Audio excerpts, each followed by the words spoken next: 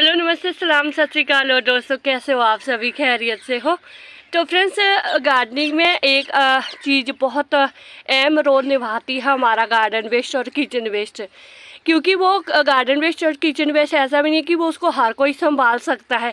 सबके सबके gardening friends है जो जिसके जो आइडियल है मेरी तरह है, तो वो तो बोलेंगे भाई हमने तो एक भी जो है पौधा बाहर नहीं फेंक रहे, किचन का एक भी मैंने जो है छिलका बाहर नहीं फेंकना है। तो हमारे लिए तो वो एक वो है, ईगो वाली बात है कि भाई बोलो कुछ भी बोलो, हमने तो अपनी गार्डनिंग में ये सभी चीज़ें जो है इनका गार्डन वेस्ट और किचन वेस्ट का जो है खाद बनाना है, लिक्विड फर्टिलाइज़र भी बनाना है, तो हमारा तो चल जाता है। तो हर किसी के नहीं चलता है फ्रेंड्स, कईयों के घर में इस तरह की चीज़ें नहीं चलती है। ये मैं थोड़ा सा खुद से भी ऐसा सोची कि किस तरह की फीलिंग होती होगी, है ना। जैसे मान लो किसी लेडीज़ ने इंडोर प्लांट्स लगाए हैं या आउटडोर प्लांट्स भी लगाए हैं और वो खाद मंगाते हैं, लेकर भी आते होंगे, तो वो होती है पैसे वालों की बात। अगर आपने फ्री में अपने घर में जितना भी गार्डन वेस्ट को तो रहने दो, किचन वेस्ट का होता है, उसी से आप इतनी तकड़ी वाली फर्टिलाइज़र, इतना तकड़ा वाला खाद अपने घर में बना सकते हैं। सिर्फ दो दिन या 3 दिन में बन जाएगा वो। तो उसके लिए मैं आपको बता दूं फ्रेंड्स, उसके लिए ना तो आपको कोई ड्रम की ज़रूरत है, ना किसी बाल्टी की, ना किसी ग्रो बैग की, ना किसी प्लांटर की। उसके लिए एक सिंपल सा तरीका है फ्रेंड्स कि आपने जो, जैसे मान लो आपने रात को सब्जी बनाई है, आलू बनाए हैं, कुछ भी बनाया, गोभी बनाई है, कुछ भी बनाया, गाजर वगैरह कुछ भी बनाया होगा, तो जो उसके जो भी जितना भी वेस्ट है, जैसे प्याज, लहसुन, अदरक, ये तो मुझे लगता है इंडिया में शायद हमारे तो यहाँ नॉर्थ इंडिया जैसे पंजाब में अदरक, प्याज, लहसुन के बगैर, टमाटर के बगैर तो सब्जी बनती हो नहीं है फ्रेंड्स। बाकी नहीं भी कोई बात नहीं, अदरक के छिलके का क्या 2-4 छिलके का कोई बात, लहसुन वगैरह का, प्याज वगैरह का हो गया। फल फ्रूट होते हैं जैसे केले के छिलके हो गए हैं और सब्जी और फलों के छिलके हो गए, तो उनके लिए ना फ्रेंड्स एक बेस्ट वाला तरीका है कि आप उसको ना या तो सुखा के उसका पाउडर फॉर्म बना लो। देखो उसको सुखाने के लिए भी टाइम लगेगा, देखो ये भी एक बड़ी बड़ी सारी प्रॉब्लम है। अगर उसको आप कहीं रखेंगे, फैमिली ने कहीं देख लिया कि ये क्या पे है गई नू कड्डो उड़े थे, तो फिर भी प्रॉब्लम हो जाएगी। तो उसके लिए बेस्ट तरीका है फ्रेंड्स कि आपको ना तो उसको किसी एनवलप में रखना पड़ेगा, आपको कुछ भी नहीं करना। आपने जितना भी रात को चाहे आधा किलो भर के आलू जितने भी बनाए हैं, कोई भी हो गया, कोई भी सब्जी बनाई है, फल फूल हो गए, तो उसको ना आप ग्राइंडर करके, मिक्सी जार तो आजकल सभी के घर में होते हैं, ऑलमोस्ट सभी के घर में होते हैं। अगर नहीं भी है कोई टेंशन नहीं है, जो हाथ वाली मिक्सी नहीं होती है, हाथ से चलाने के लिए जो प्लास्टिक की होती है, उसमें भी आप ग्राइंड करके जो है उसको आप सूखने रख सकते हैं। और वो 2-3 दिन में, आजकल इतनी भयंकर गर्मी है तो आजकल तो इंसानों के अंदर तक खून सूख रहा है, तो वो तो फिर भी एक किचन वेस्ट ही होता है। गार्डन वेस्ट की बात नहीं करी क्योंकि गार्डन वेस्ट बहुत मैसी हो जाता है उससे, क्योंकि वो उतना कौन, वो यहाँ का हमने ऐसे थोड़ी रखी है कि टोके वाली मशीन रखी है, तो वो उसको एक पास से रख दो। अगर आपके पास थोड़े क्वांटिटी में पौधे हैं, थोड़े भी नहीं, जितने मर्जी भी है, आप डेली का अपने घर में उपजाऊ खाद बना सकते हैं और तकड़ा वाला NPK खाद बना सकते हैं।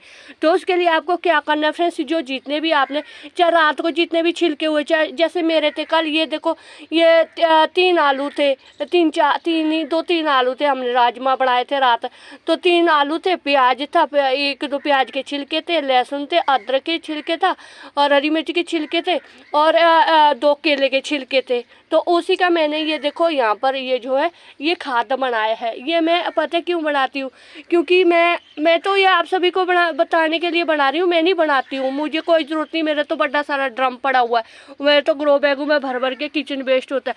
मतलब मैंने सोचा, कल मैंने बड़ा सोचा कि शायद किसी को प्रॉब्लम होती होगी, है ना, कि बनाने नहीं देते हैं। तो फिर आप बोलेंगे अरे इसमें ये कौन सी बड़ी बात है, तो हम तो सुखा के जो पाउडर फॉर्म में भी इसको दे सकते हैं। तो वही बात होगी ना, यहीं पर आपकी सोच जो है मेरी सोच से थोड़ी सी डिफरेंट होगी। तो उसमें कुछ भी नहीं है फ्रेंड्स, जो हमने सुखा लिया ना, जैसे आलू के छिलके और अपने जो बनाना वगैरह के छिलके, फलों वगैरह के छिलके, फलों के तो वैसे भी छिलके सूखते नहीं है, जैसे भी आम वगैरह के छिलके बहुत तो सूखते ही नहीं भाई, वो मतलब मक्खी मच्छर लग जाते हैं उसमें।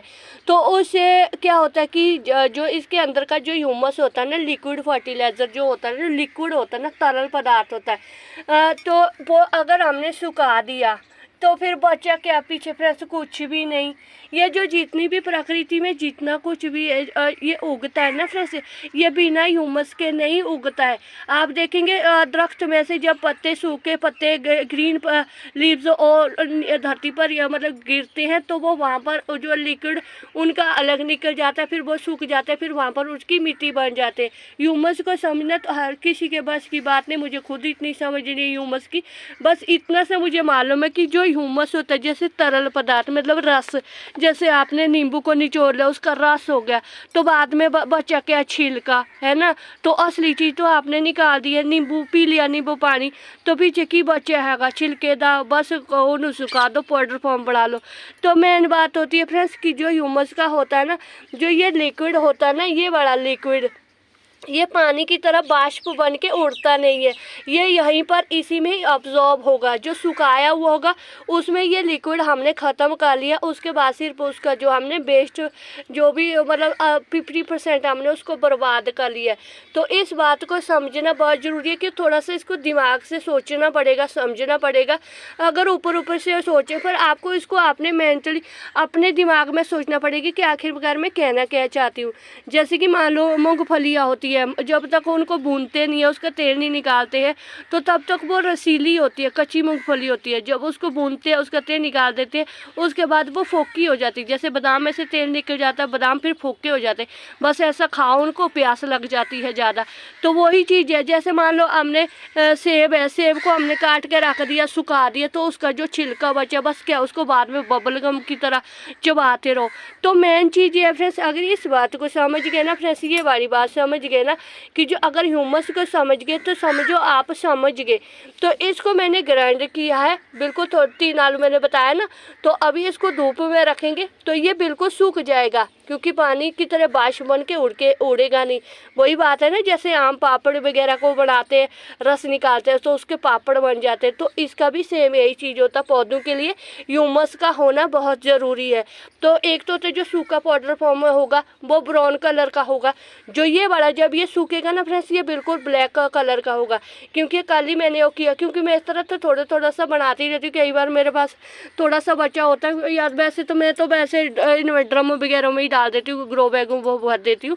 ये उनके लिए फ्रेंड्स, अगर आपके घर में कोई इस तरह बनाने नहीं देता ना, आप पापड़ वगैरह तो बनाते रहते, बड़ियाँ वगैरह तो बनाते रहते, इस तरह से थोड़ा सा इसको भी ग्राइंड कर दो, एक थाल में किसी में धूप में रख दो, फिर 1-2 दिन में ये सूख जाता, पाउडर फॉर्म बन जाता है। जिस पौधे को देना है उसको दे सकते हैं। ये सिर्फ उनके लिए अगर आपको नफरत होती है कि कीड़े पड़ गए, मक्खी लग गए, सूंड लग गए फ्रेंड्स।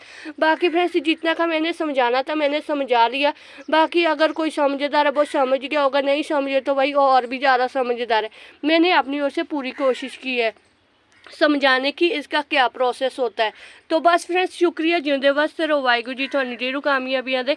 अगर मेरा वीडियो आपको थोड़ा सा भी अच्छा लगे तो बस एक लाइक कीजिएगा और चैनल पर न्यू है तो चैनल को सब्सक्राइब जरूर करें। तो शुक्रिया फ्रेंड्स, जिंदे बसते रहो।